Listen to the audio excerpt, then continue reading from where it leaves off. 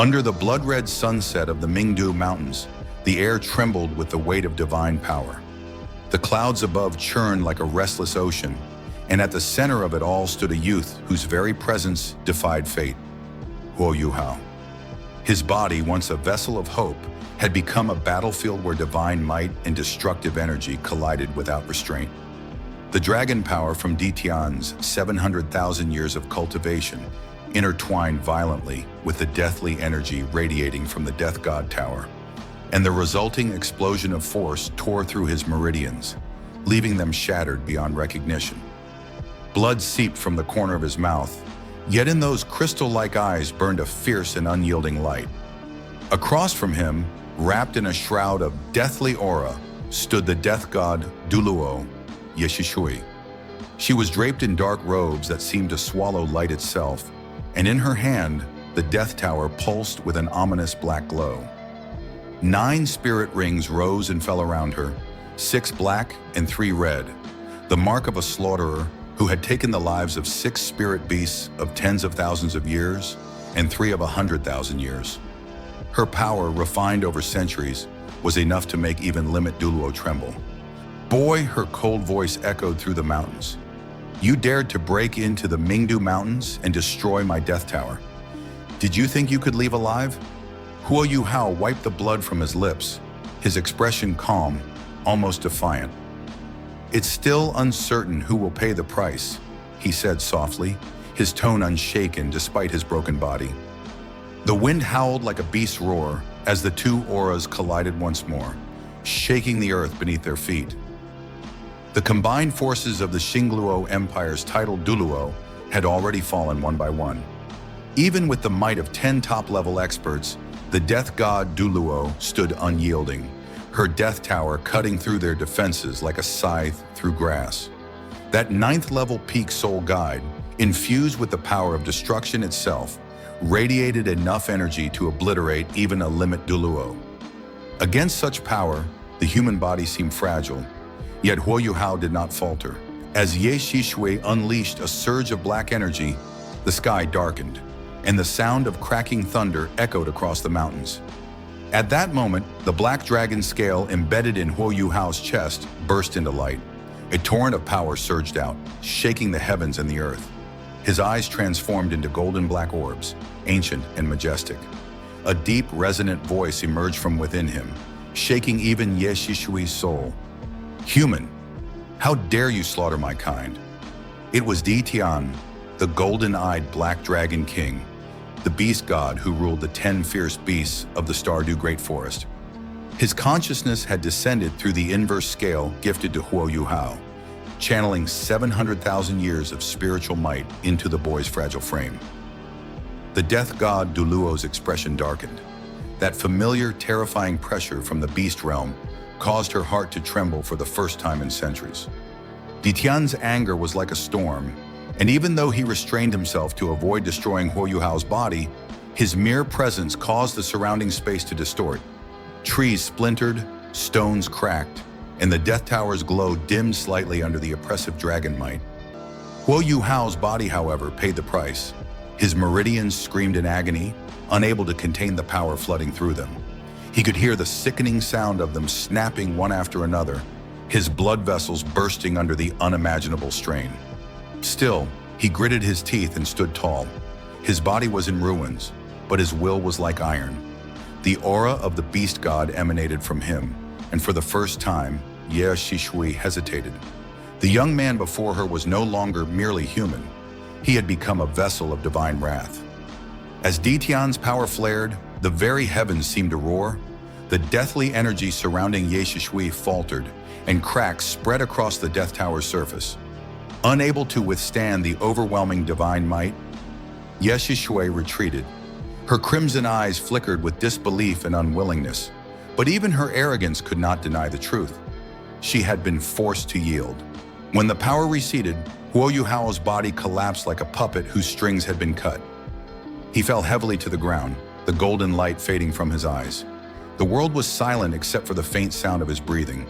His meridians were shattered, his soul power completely stagnant. Every inch of his body screamed in pain. If not for the faint pulse of life from the gold of life within him, he would have perished then and there. The medical team of the Xingluo Empire rushed to his side, but it was the arrival of medical immortal Duoluo Wangxianer that saved him from death. Channeling the pure power of life into his body, she reignited the dormant gold of life. Like a sleeping seed finding sunlight, it began to glow softly, releasing waves of vitality that slowly seeped into Huo Yuhao's broken veins. He must rest for several days, Wangxianer instructed gravely. The gold of life will repair his meridians, but only if he remains unconscious. Any disturbance could undo the process. In the quiet of the medical tent, the battle seemed a distant nightmare. Yet another kind of tension was brewing, one of emotion and jealousy. Ye Guyi and Nan Qiuqiu sat beside Huo Yuhao's bed, their eyes filled with concern. They gently wiped the sweat from his brow, their expressions soft yet sorrowful. "It would be great if you could hear us," Ye Guyi whispered, her face tinged with a faint blush. Nan Qiuqiu leaned closer, her voice trembling. "We know your heart belongs to Wang Donger, but we can't help how we feel." Outside the tent, Tang Wutong stood frozen, her hands clenched tightly at her sides. She had come to visit quietly, but upon hearing their words, her heart twisted painfully. She told herself that she and Huo Yuhao were merely comrades, yet jealousy burned quietly in her chest. When it was finally her turn to watch over him, she sat beside his bed and held his hand. Under the soft glow of moonlight, she leaned close and fell asleep beside him. That image of Tang Wutong and the wounded Huo Yuhao would later become one of the most unforgettable moments for fans of Soul Land 2. Huo Yuhao's journey had always been one of suffering and perseverance. From an illegitimate child cast out by his father, to a young man who dared to stand before gods and demons, every step of his path was carved through pain and determination. Born with the rare spirit eyes, a spiritual type martial soul, his innate soul power had been only level 1. For 5 long years, he endured humiliation and hardship, training relentlessly just to reach level 10 and obtain his first spirit ring. That fateful journey to the Star Dao Great Forest changed everything. The encounter with the million-year-old Tianmeng Ice Silkworm granted him not only his first evolving spirit ring, but also 4 soul skills and a new destiny. From that day forward, Huo Yuhao's fate was intertwined with the strongest beings of the continent. The Ice Emperor, the 7th ranked of the 10 fierce beasts, later became his second martial soul, bestowing upon him the power of ultimate ice. But the greatest mystery lay in his 3rd spirit, the Holy Death God. It was a martial soul that transcended the mortal realm, capable of summoning the undead. Through it, Huo Yuhao commanded the dead, raising armies of skeletal warriors and ancient beasts bound to his will. Though feared and misunderstood, this power made him nearly invincible. In one legendary battle, when the beast god Tian unleashed a catastrophic beast tide upon humanity, Huo Yuhao opened 6 portals of the undead, summoning an army so vast it blotted out the sun. The undead horde clashed with the spirit beast for 3 days and 3 nights, forcing Tian himself to call for peace. Even the Sun-Moon Empire, armed with the most advanced soul tools in the world, trembled before the might of a single man. And yet, Huo Yuhao never abused his power. He knew the fine line between righteousness and destruction. In an age when evil spirit masters wreaked havoc upon the innocent, he restrained his use of necromancy, choosing instead to bear misunderstanding in silence. His heart, though battered by sorrow and pain, remained pure.